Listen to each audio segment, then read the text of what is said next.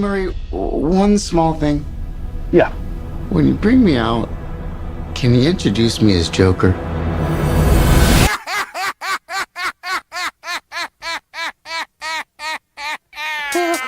Quizá un tema en el que poco se profundiza hoy en día es el tema de la locura, más específicamente, el sentido de la locura.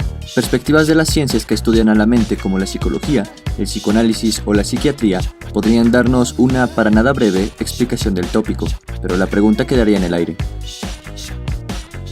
Más allá de razones fisiológicas, inconscientes o químicas, cabe preguntarnos dos cosas principales. ¿Hay algún sentido en la locura? ¿Existe, por pequeña que sea, algo de razón en ella? Desde la construcción psicológica de un personaje en quien depositamos no sin razones cierto grado de empatía, hasta la crítica social y política que podemos advertir en nuestra realidad actual, Joker es una película que, más allá de tener un alto mérito cinematográfico, posee cualidades que la convierten en un estudio implícito e imparcial de la locura, que nos fuerza a repensar los prejuicios con los que juzgamos en las calles y que nos obliga a abrir los ojos ante el problema de las normas colectivas que las sociedades han ido construyendo a lo largo del tiempo. En este espacio hablaremos del tema.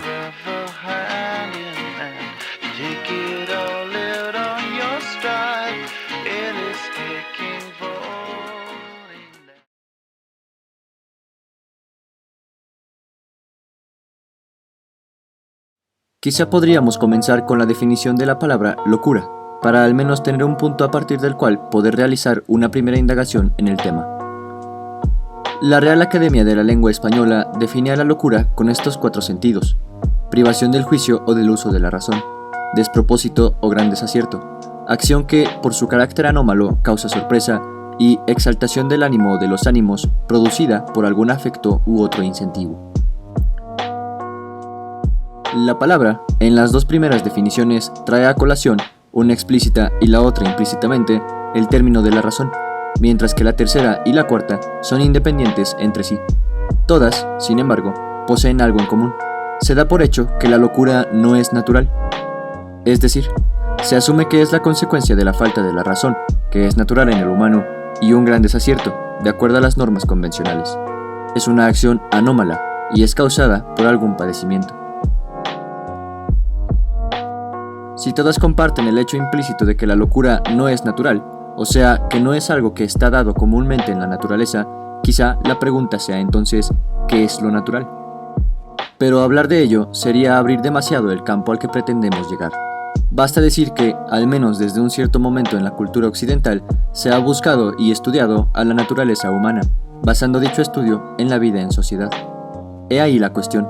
Si en la naturaleza no está dada la locura, sería tan fácil como decir que, simplemente, la locura es antinatural, y que, por lo tanto, no puede ser sino un algo artificial.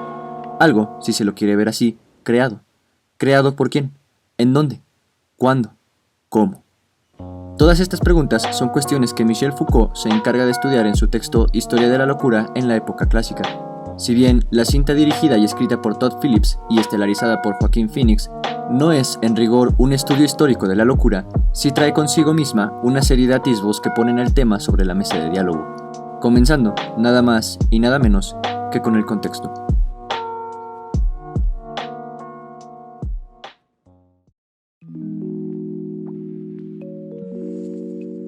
Es importante mencionar el contexto, entendido como aquello que rodea y da sentido histórico, temporal y lógico a un hecho, porque es a partir de este que tendremos una cierta visión de lo que haya sucedido.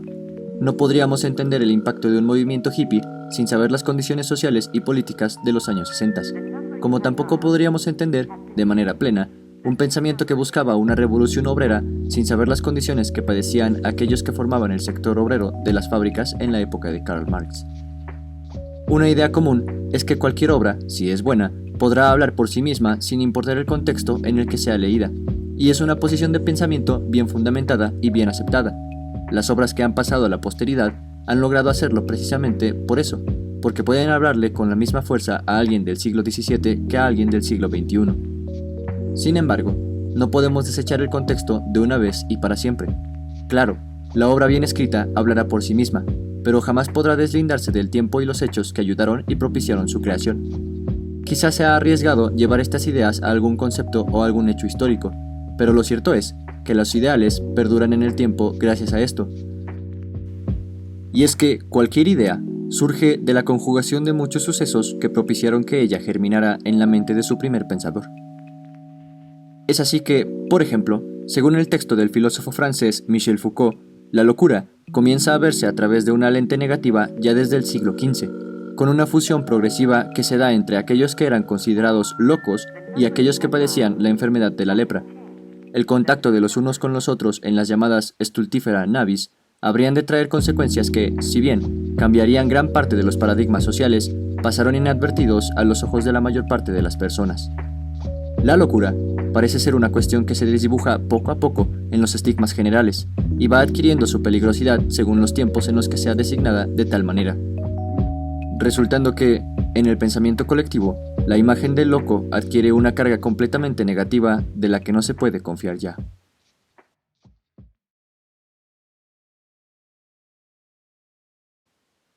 La película Joker nos propone visual y narrativamente dos conceptos que se entrelazan a lo largo de la cinta: la risa y el llanto. La primera, signo característico del archienemigo del superhéroe de Ciudad Gótica, nos lleva casi siempre a entrar en un estado de placer perceptivo generado por nuestras sensaciones y emociones. Ya sea que seamos víctimas del famoso juego de las cosquillas, o que nos cuenten un chiste que necesariamente rompa y reconstruya la lógica con la que siempre pensamos, la risa usualmente es signo de placer en mayor o menor grado. Contrario a ella, nos encontramos con el llanto, que generalmente es, más bien, síntoma por excelencia de que hay algo que nos causa dolor. Cabe resaltar que lo que las caracteriza a ambas no siempre funciona de esa manera, y es que en no pocas ocasiones las dos cambian de lugar. Nos reímos de algo que le ocasiona dolor a alguien y lloramos por algo que nos causa alegría en demasía. ¿Por qué se da esto? ¿Cuáles son las posibles consecuencias que tiene? Sin entrar en datos y argumentos psicológicos, pareciera ser que una de las primeras repercusiones de este fenómeno es propuesto en la cinta de Todd Phillips. Intercambiar risa por llanto o llanto por risa genera un disturbio en las personas que lo atestiguen, no ya por el mero cambio, sino por la transformación que puede sufrir el sentido de aquellas cosas que generan la risa o el llanto. ¿Cómo alguien va a reírse de aquello que es causa de dolor para otro? Aunque la risa de nuestro personaje principal, al menos en una primera etapa de la cinta, no es intencional, ocasiona que las personas tomen una actitud de reprobación ante ello, sintiéndose justificadas para realizar acciones que lo dañen tanto física como moral y emocionalmente. Esto es lo que se podría apreciar en una primera lectura del film, pero no es poca cosa, y para lograr responder los cuestionamientos que al principio nos preguntamos, es importante observarlo con un poco más de profundidad. En su poema, Reír llorando, Juan de Dios Pesa cuenta un relato sobre un comediante que, a pesar de hacer a todos reír y olvidarse del mundo en el que se viven, él no es feliz. ¿Cuántos hay que, cansados de la vida, enfermos de pesar, muertos de tedio, hacen reír como el actor suicida sin encontrar para su mal remedio? El poema no es solamente un depósito de las emociones de su autor, sino que puede ser, y de hecho parece serlo, incluso una breve radiografía de la sociedad. ¿Cuántos no sonreímos sin sentir genuinamente felicidad? ¿Cuántas personas no son fuente de alegría para aquellos que las frecuentan, pero no para sí mismas? De mayor importancia, resulta que la película puede dialogar de manera directa con este poema, con la sentencia que se hace en los últimos versos de este. Aquí, aprendemos a reír con llanto y también a llorar con carcajadas. En Joker, el padecimiento clínico que invierte llanto por risa al cual se enfrenta el protagonista resulta, finalmente, en el núcleo consciente de su personalidad, sus ideas y sus motivaciones. Alejado de la perspectiva colectiva con la que se ve y se percibe el mundo, el Guasón se ríe de todo aquello que la sociedad considera como bueno o malo, pero, al hacerlo, debajo del maquillaje que le otorga una máscara invisible, irremediablemente, llora sin consuelo.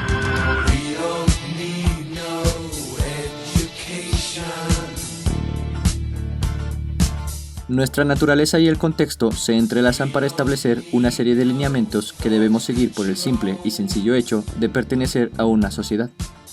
Dichos lineamientos evolucionan hasta convertirse en paradigmas que la gente adquiere acerca de lo que está bien y lo que está mal, y un ejemplo de ello son la risa y el llanto. Incluso en el sentido en el que uno mismo no se puede reír a carcajadas ni llorar estrepitosamente, porque todos le terminan apuntando con el dedo, como si se tratase de algo que irrumpe en el orden ya establecido. El motivo por el cual se debe tener en cuenta todo esto para responder a las dos preguntas que nos hemos hecho al inicio del video es esta. Si ambas surgen de concordancias de la opinión colectiva, ¿cómo podríamos saber quién tiene razón y quién está en un estado de locura? Esta es la cuestión fundamental que da soporte a toda la estructura de la película Joker. A final de cuentas, las respuestas que da el film a la pregunta por el sentido de la locura y la que cuestiona si existe razón en ella, se funden en este nuevo cuestionamiento. Por un lado, la cinta responde que el sentido de la locura es poner en tela de juicio todas las cosas que damos por hecho en la vida cotidiana, enajenados por aquello que no nos permite mirar más allá del muro de nuestros prejuicios. Y por el otro, la respuesta es que, en efecto, hay razón en la locura. Es más, no solo hay razón, sino que hay muchas y muy variadas razones en la locura. Y aunque pareciera que el sentido de las palabras no es el mismo, podemos recordar lo siguiente. Es cierto que hay una diferencia entre la razón y una razón. El primer caso es sinónimo de reflexión y conciencia, mientras que el segundo lo es de una motivación. Lo que sucede con Joker es que en el núcleo de su locura, esta posee ambas alternativas de la palabra porque tienen diferentes motivaciones que lo llevan a actuar de la manera en la que actúa y porque además está consciente de por qué lo hace así y no de otra manera. Ahora es más sencillo vislumbrar la pregunta final. ¿Cómo podemos determinar quién tiene razón y quién está loco? Joker deja esta última pregunta sin respuesta, y me parece que hace lo correcto. Si la sociedad constantemente está reformándose, adquiriendo nuevas formas y destruyendo otras, si al pensamiento mismo le es imposible llegar a determinar absolutos inmutables, y si el ser humano mismo es parte de un proceso químico-biológico que, si bien puede influir en él, es casi autónomo, será imposible lograr saber con certeza y sin error si aquello que llamamos razón no es locura, y viceversa.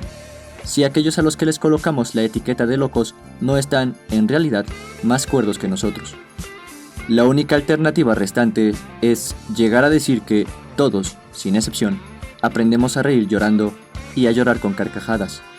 Que todos, en efecto, tenemos y las tendremos por siempre y para siempre un poco de razón y de locura en nosotros.